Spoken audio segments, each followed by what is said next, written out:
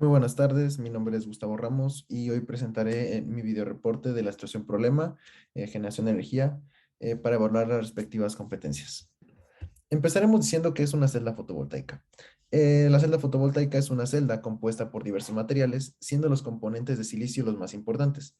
Esta celda interactúa con los rayos UV de la luz solar, específicamente con fotones, que chocan con la celda y estos hacen que se empiecen a mover electrones de los componentes de silicio.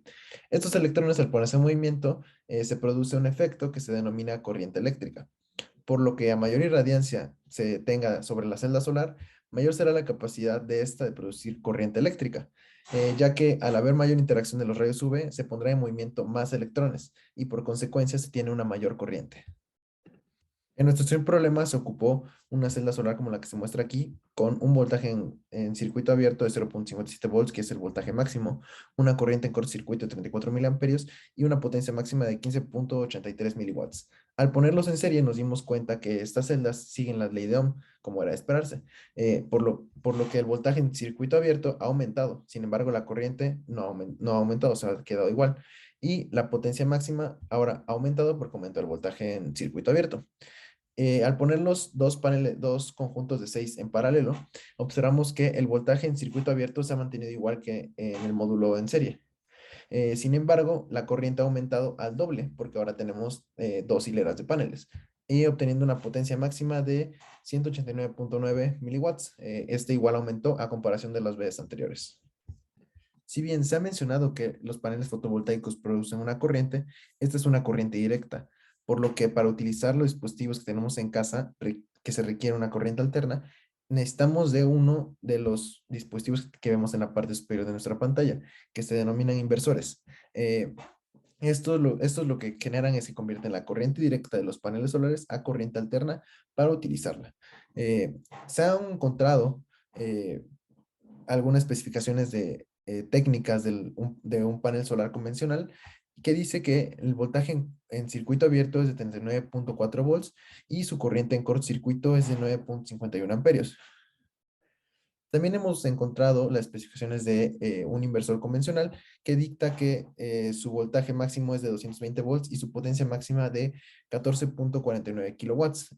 A partir de estos datos, he realizado un arreglo de 5 paneles en serie y 6 series de estos en paralelo para así poder obtener un voltaje total de 197 volts con una corriente de 57,06 amperios y una potencia total de 11,2 kilowatts.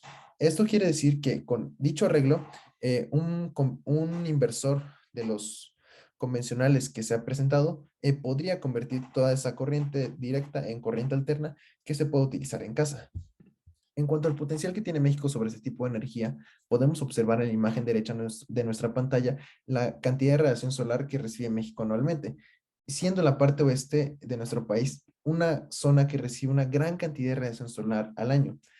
Y a comparación de los países que son líderes mundiales actualmente, México tiene una mucho mayor extensión de territorio e inclusive una mayor radiación solar.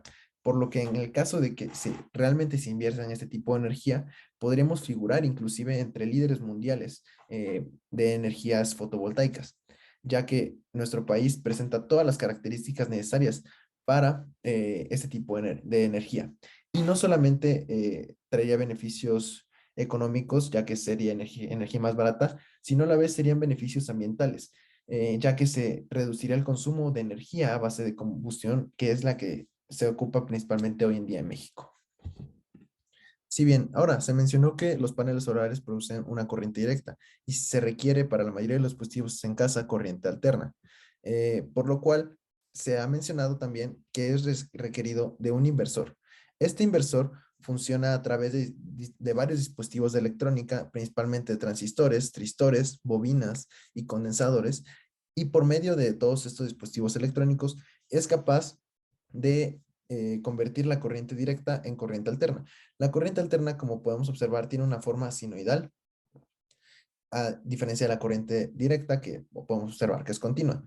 Y de esta forma, por medio del inversor que se conecta al regulador de los módulos fotovoltaicos, es posible que nuestros dispositivos de casa, como lo son refrigeradores, computadoras, consolas, etcétera, reciban la corriente alterna necesaria para así que puedan funcionar y podamos vivir una vida como la que llevamos actualmente.